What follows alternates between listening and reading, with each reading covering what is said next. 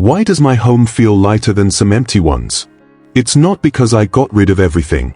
In fact, I still own my grandmother's sewing basket, a dozen mismatched mugs, and more books than I'll ever read.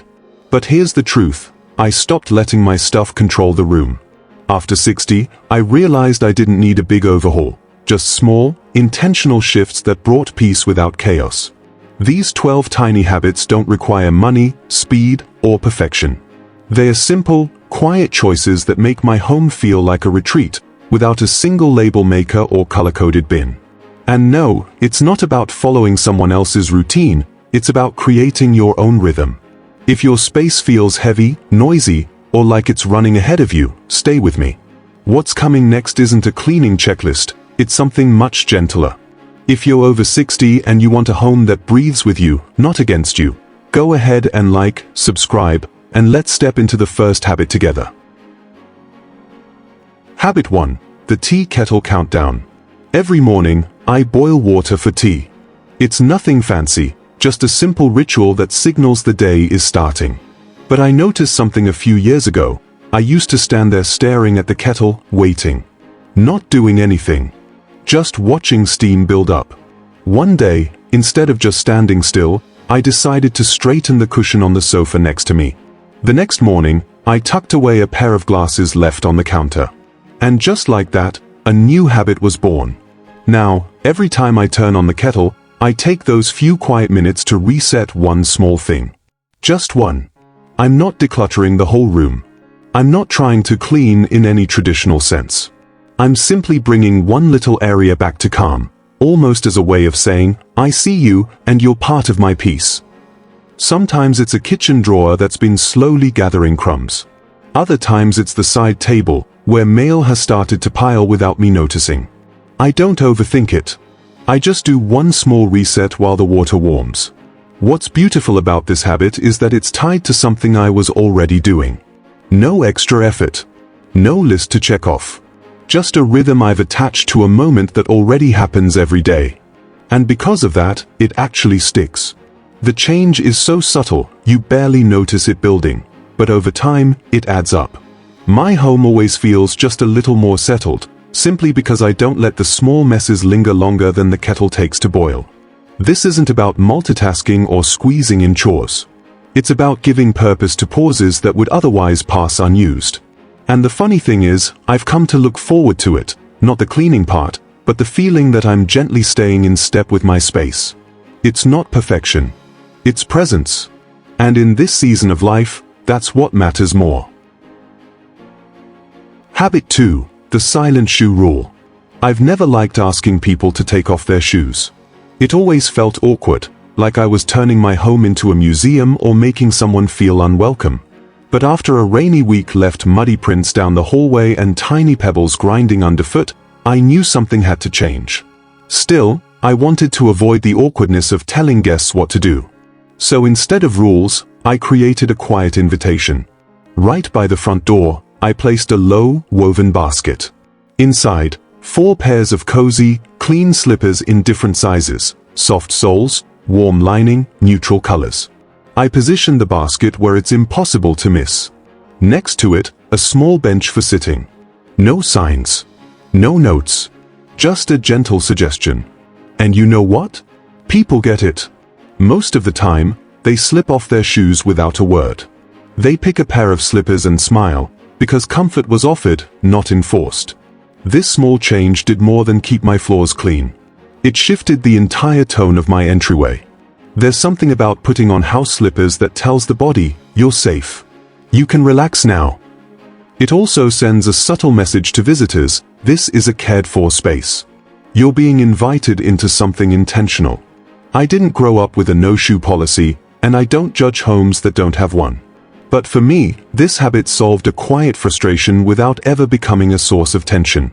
It feels respectful, to my home, to my time, and to the energy it takes to keep things orderly.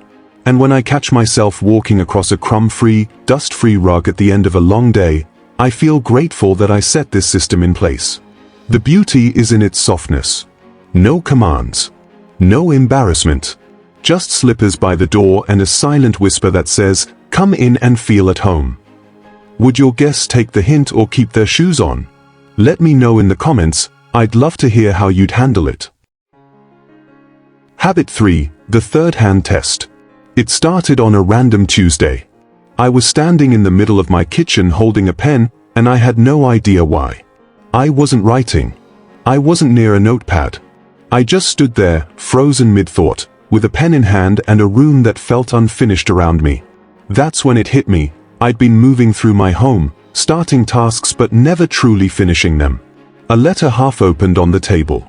A dish towel left folded but never put away. The dryer door open, laundry waiting, forgotten. That pen in my hand? It wasn't the only thing left hanging. So I started doing something I now call the third hand test. Whenever I notice I'm holding something without a clear purpose, I pause and ask myself, what did I drop mentally when I picked this up? What's waiting quietly for me to come back and finish? It's not about guilt. It's about awareness. This habit changed everything. Instead of racing to start something new, I circle back. I close the loop. I finish the thing that yesterday's version of me abandoned. That could be wiping the last corner of the counter, sorting the rest of the mail, or finally returning the scissors to the drawer. These aren't big jobs.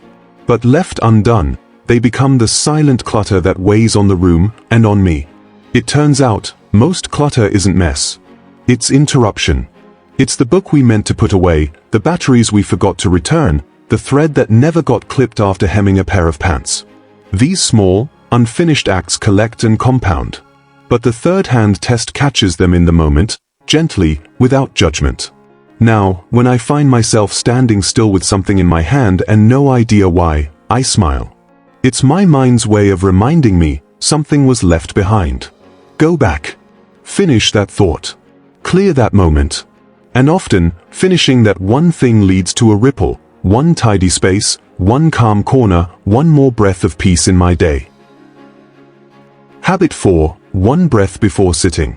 There's a small pause I take now before I sit down, something I never used to notice, but it's changed the entire tone of my home. Before my body meets the chair, I take just one breath and quietly glance around the space I'm about to rest in. Not to judge it. Not to start cleaning. Just to observe it with care. And usually, in that moment, I'll see one thing I can gently adjust. A throw blanket slipping off the back of the couch. A magazine turned sideways. A lamp cord peeking out awkwardly. Nothing big, just a small visual wrinkle that I smooth out before settling into my seat. It takes less than 5 seconds. But what it gives me is far more than tidiness. It gives me the feeling that I'm arriving, that I've chosen to sit down in a space that's ready to hold me, not one I'm trying to ignore. Years ago, I'd collapse into chairs out of habit or fatigue, shoes still on, crumbs underfoot, and things scattered where I couldn't quite relax. And I wondered why I never truly felt at peace. But this small pause, this breath before sitting, became a kind of silent ceremony. A reset. Not of the whole room, but of my place in it. And here's what I've learned. When I straighten one thing before sitting, I don't carry that visual tension with me into my rest. I'm not glancing at the throw pillow thinking, I should fix that later. I already did. I'm not wondering if I should go back and adjust something. I already took care of it. That makes my rest cleaner, my mind quieter. It's not about being neat. It's about being present. It's about choosing to land in your own space with awareness, even if it's just a pillow tuck or a coaster nudge. This habit doesn't demand energy. It gives it back. And over time, these little moments of noticing create a home that feels watched over, not by anxiety, but by love. Habit 5. Nothing lives on the floor. I have one rule in my home that keeps it feeling open, clear, and calm. Nothing lives on the floor. Not permanently. Not even just for now. Shoes, bags, baskets, folded laundry, half-unpacked groceries, they may land there temporarily, but they don't get to settle in. I've learned that the floor is where clutter begins to build its nest. And once something starts living down there, it invites more to join. It didn't always used to bother me. A tote bag leaning against a chair, a box waiting to be sorted, a pile of magazines by the fireplace, they all felt harmless at first. But I noticed something over time. As soon as one thing stayed on the floor too long, other things followed. What started as "I'll get to that" became part of the landscape. And before I knew it, I was stepping around things that didn't belong. My home hadn't gotten messier overnight. It had slowly surrendered ground. Now I follow a simple 2-day rule. If something has touched the floor for more than 48 hours and still hasn't found its rightful place, I either move it or remove it. That might mean returning it to a drawer, donating it, or simply deciding I no longer need it at all. Sometimes I find things on the floor that I forgot I had, and that's its own kind of red flag. Keeping the floor clear isn't about impressing anyone. It's about creating room to breathe.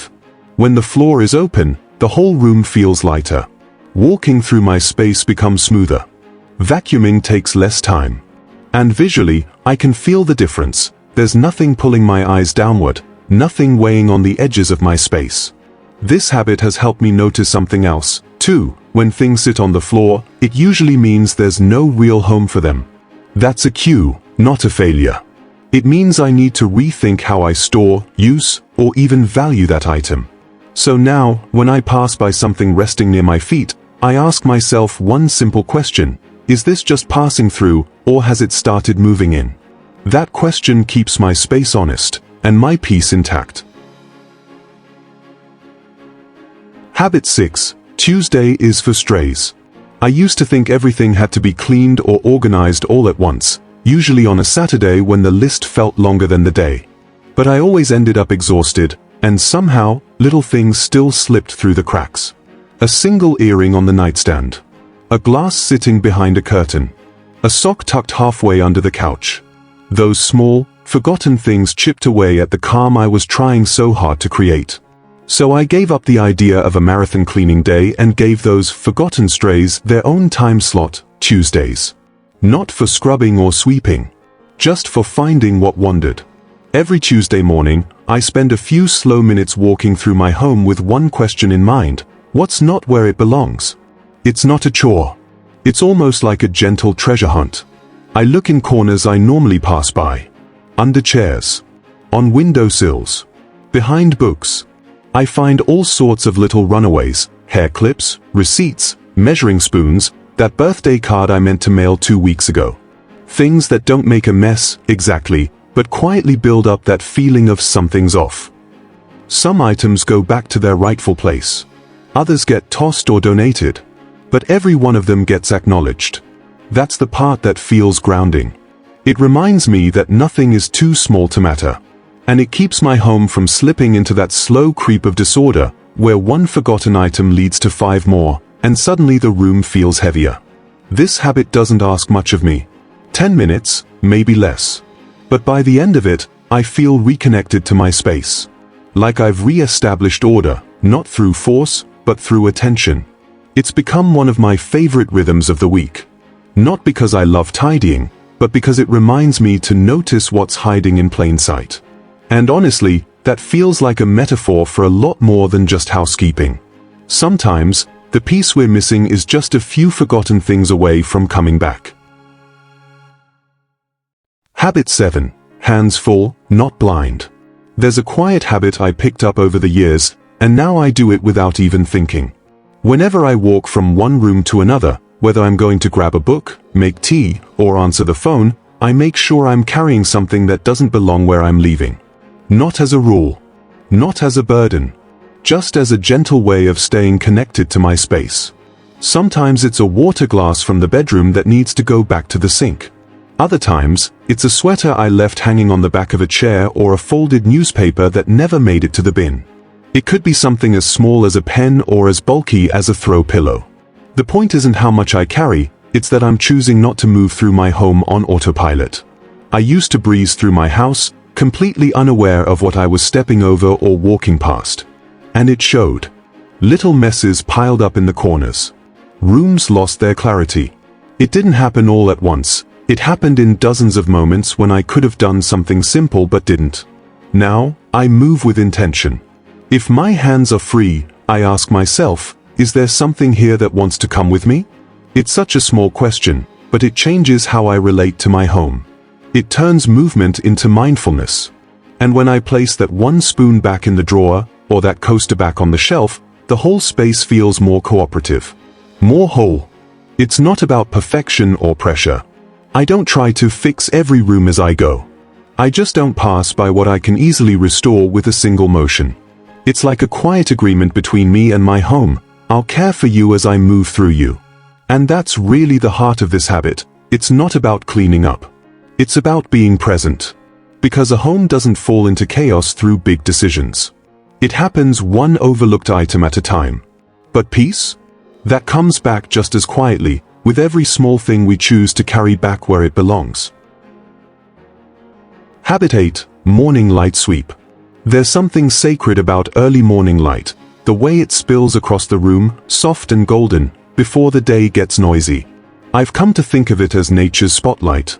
And every morning, when I draw open the curtains, I pause for just a moment and let that light guide my eyes. Wherever it lands, that's where I begin. This isn't a cleaning routine. It's a kind of ritual. I don't start with a checklist or decide ahead of time what needs doing. I simply observe. A ray of sunlight might hit the edge of the dining table, where dust has settled unnoticed. Or it might stretch across the top of a picture frame that's slightly tilted. Sometimes it's a smudge on a window or fingerprints on a cabinet door. The morning light doesn't lie, it reveals things you don't see at night. And instead of resenting that, I've learned to welcome it. Because it shows me where attention is needed, not judgment. So I take a soft cloth, or I adjust what's out of place, or I simply take note of it for later.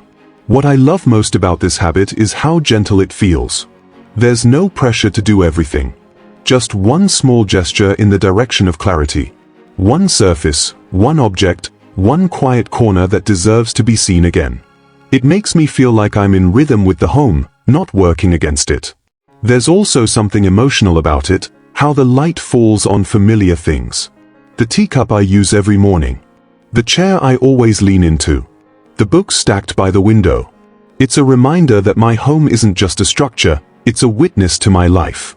And giving it that moment of attention, guided by sunlight, feels like an act of gratitude.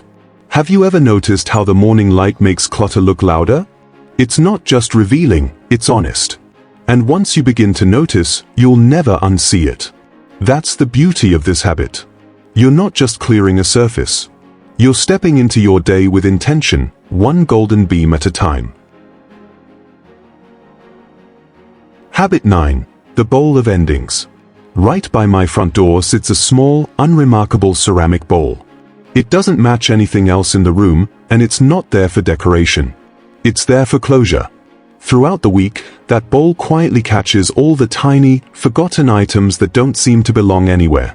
Buttons that popped loose, a paperclip from a piece of mail, screws I meant to return to the toolbox, old keys I still haven't labeled, a safety pin I found in the dryer. Little things that on their own seem harmless, but when left to scatter, become visual noise. Years ago, those items would end up spread across my counters, cluttering drawers, or worse, lost forever. I didn't want to toss them, but I didn't know where they belonged. That indecision added up. So I created what I now call my bowl of endings. It's a soft landing place for life's unfinished bits, the items that pause your flow because you don't know what to do with them in the moment. Here's the part that makes this habit stick. Every Sunday, without fail, I empty it. I don't let the bowl overflow. I sit down with it, and I make decisions. If something has a home, I return it. If I haven't needed it all week, I toss it or give it away. No guilt. No drama. Just resolution. This small act has done more for my peace of mind than I ever expected. Because it's not just about physical items, it's symbolic. The bowl collects what's unfinished. Emptying it gives me permission to start the week without tiny things trailing behind me. And the best part? It's not complicated. Anyone can do it. You don't need a fancy container. You don't need a system. Just a spot, a rhythm, and a willingness to stop letting the little things pile up without purpose. There's something so grounding about knowing that even the smallest loose end will have its moment. It makes the home feel cared for, not just cleaned. And honestly, it makes me feel cared for too. Habit 10. One room always ready. There's one quiet rule I live by now. One room in my home is always ready. Not for guests. Not for show. For me. It doesn't matter which room it is. Sometimes it's the living room. Sometimes, it's just a reading nook in the corner of my bedroom. The point is simple: no matter what's going on in the rest of the house, whether laundry is piled high, the sink's full, or papers are scattered across the kitchen, I know there's one space I can walk into that feels calm, clear, and untouched by the mess of the moment. This habit didn't come from wanting to impress visitors. It came from exhaustion. From days when everything felt overwhelming and every room seemed to ask something of me. I needed a space that gave something back. A place I could sit without having to move anything first. A room that let me just be, not fix or finish or fold. So I chose one space. I made the bed every morning. I kept a candle nearby that I could light when I needed a pause. I placed a throw blanket where I like it best, straightened a photo frame, and cleared the floor completely. And I committed to keeping that room simple, ready, and welcoming, not just for some possible visitor, but for the woman who lives here every day, me. It became more than a tidy room. It became a sanctuary. Somewhere I could go when I needed to breathe deeply or gather my thoughts. When life felt noisy or uncertain, I'd step into that one ready space and feel grounded again. And here's the secret: it doesn't take much. Just a few minutes each day. A soft routine of fluffing, straightening, maybe opening the window for fresh air. It's not about maintaining a perfect home. It's about protecting a little corner of peace that's always available, even when everything else feels like too much. Having one room always ready reminds me that I deserve beauty, even on messy days. And peace isn't something I have to earn, it's something I can build, one space at a time. Habit 11. The talking towel. I know it might sound odd, but I talk to my home. Not out loud in conversation, but in quiet little acknowledgements, especially when I'm wiping down a surface. Every time I take a towel to the kitchen counter, the side table, or the bathroom sink, I whisper something soft. Something kind. Thank you for holding my morning cup. Or you've served me well today. This habit started without planning. One afternoon, while wiping a spot where my teacup always sits, I found myself saying, almost unconsciously, "You've done your job today." It surprised me, but it felt right. So I did it again the next day. And again the day after that. And soon, it became part of the rhythm. What I found is that this tiny act changes how I relate to my home. It turns cleaning into care. I'm not just scrubbing messes or checking chores off a list, I'm noticing the role each space plays in my life. The kitchen counter where I prep meals for my grandchildren. The entryway table that holds my keys and my letters. The windowsill that catches the morning light while I sip coffee. By saying thank you, even in a whisper, I feel more connected to the objects and places I once overlooked. My home no longer feels like a list of tasks or a space I have to control. It feels like a living part of my life story, one that holds my habits, my emotions, and my everyday rituals with patience. You don't have to speak out loud or say anything fancy. It could be as simple as a thought, "You're here for me, and I see it." That shift, from obligation to appreciation, softens not just the space, but your own spirit. It turns your home into a partner, not a project.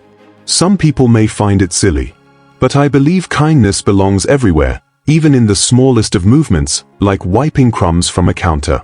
And if my home can feel a little more loved because of a talking towel, then I'll keep whispering. One gentle word at a time. Habit 12. The noisy quiet rule. Once a week, usually in the late afternoon when the light is soft and golden, I turn everything off. No music. No television humming in the background. I unplug the fan. I even stand still long enough to hear the fridge cycle down. And then I just listen. At first, it feels unnerving. Our homes are so full of background sound that we don't even realize how much we've grown used to it. But once the quiet settles in, something else begins to emerge, an awareness. I start to notice the little things I've been tuning out all week. A faint rattle behind the cabinet door. A drawer that doesn't quite close. A loose board underfoot. Sometimes even the sound of a clock ticking too loudly in an otherwise peaceful room. This practice has become what I call my noisy quiet rule. It's not about chasing silence for the sake of silence. It's about letting the home speak. Because when everything else fades, You begin to hear what your space has been trying to tell you. That odd hum? It might be a cluttered shelf vibrating every time the dryer runs. That soft scraping noise? Could be a picture frame leaning too far forward on its hook. That uneven echo in the hallway? Might be a pile of items slowly forming that you hadn't noticed. None of these are emergencies. But they are signals, small imbalances in the environment that affect how your space feels, even if your eyes haven't caught up yet. This weekly habit helps me correct things before they grow into frustration. I realign, adjust, sometimes even simplify. But more than that, it reminds me that quiet isn't emptiness. It's information. When we make space to truly listen, our homes reveal what they need. And in return, they become places where we, too, can be heard, without noise, without effort. Just presence. In a world that rarely stops talking, this pause feels radical. But it grounds me. It recenters my relationship with my home. And every time I turn the sound back on, I feel like I've returned from somewhere sacred, like I've stepped back into life with fresh ears and a lighter spirit. You don't need to do all 12 habits. Honestly, you don't need to do more than one. Just notice the one that felt like it was already whispering to you. The habit your home quietly asked for while you were listening. That's where it begins, not with a system or a schedule, but with a small act of care that feels natural. Maybe it's the breath before you sit down. Maybe it's the bowl near the door. Maybe it's finally deciding that nothing belongs living on the floor. These aren't rules. They're invitations. Little rhythms I've shaped not to control my home, but to connect with it. Because over time, I stopped seeing my space as something to manage, and started seeing it as something that holds me. My home doesn't sparkle. It settles. It doesn't impress. It remembers. And every habit I've shared is just one way I say thank you, through action, not effort. So if even one of these brought you a little peace today, I hope you'll try it. Not all at once. Just when it fits. When you feel ready. And if this video made you breathe a little deeper, or see your space with fresh eyes, go ahead and like it. Subscribe if you haven't. And if someone you love might need a gentler home too, share it with them. A lighter home doesn't come from owning less. It comes from caring more gently for what you already have. And that kind of peace? It's always within reach.